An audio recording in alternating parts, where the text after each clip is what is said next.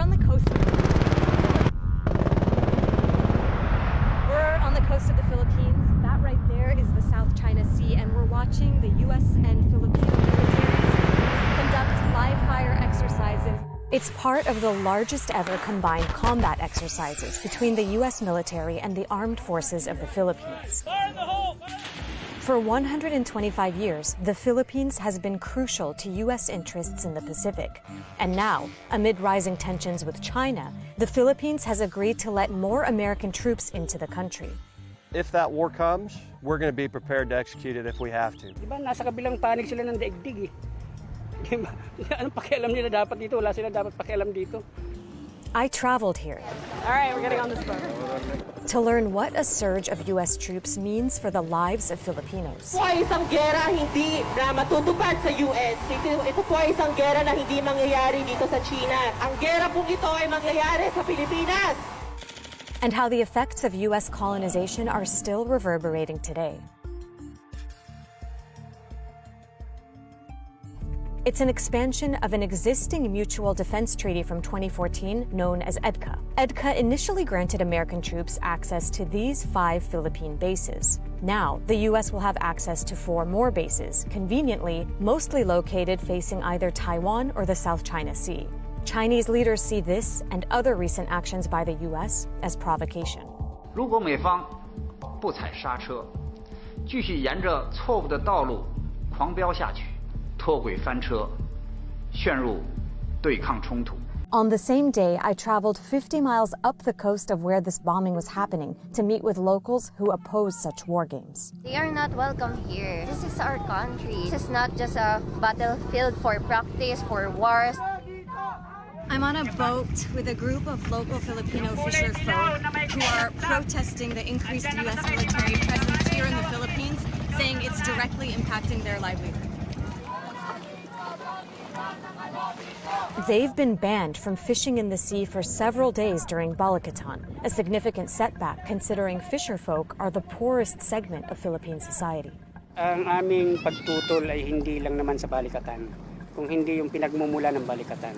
Dapat ang EDCA ay i-review o kaya naman ay abolish na dahil hindi naman ito tugon sa kahirapan, sa krisis ng mangisda, sa krisis ng Pilipinas. But while these military drills are a temporary setback for the fisher folk, it's estimated that over the last few years, some have lost 70% of their income due to not being able to fish because of consistent Chinese intrusion into their waters. Kung sa aming mga mangisda, ang kagyat naming problema, yung panggigipit sa amin ng mga Chino. In that sense, do you feel like the U.S. military being here is protecting you from China? No, ang US ang magiging dahilan para lalo kaming gipitin ng China. Kasi kapag na-trigger ang isa't isa sa kanila, ang Pilipinas ang madadamay. Madudurog po ang Pilipinas, madudurog ang buhay ng mamamayang Pilipino, masisira ang ating kalikasan. Our sovereignty, our freedom, our democracy, our lives, our natural resources are affected by all this. Many Filipinos, like those who were protesting outside the country's Department of National Defense the day Balikatan started, say the U.S. has historically exploited the Philippines. Kasi ayaw namin na ma-sweep na lang under the rug. In all but name, the Philippines is a neo-colony of the United States. In 1898, the Philippines became one of the first U.S. colonies after being purchased from Spain for $20 million following the Spanish-American War. The U.S. wanted the archipelago nation for its natural resources and strategic location in the Pacific. The U.S. had promised the Philippines its freedom in exchange for helping them defeat Spain, but the U.S. broke that promise and instead occupied the islands and waged a brutal war that killed an estimated 200,000 Filipino civilians. What came next was what President William McKinley called benevolent assimilation. American school teachers were sent en masse to the Philippines and set up a public school system that taught English and American history. In 1946, after almost 50 years, the Philippines gained its independence.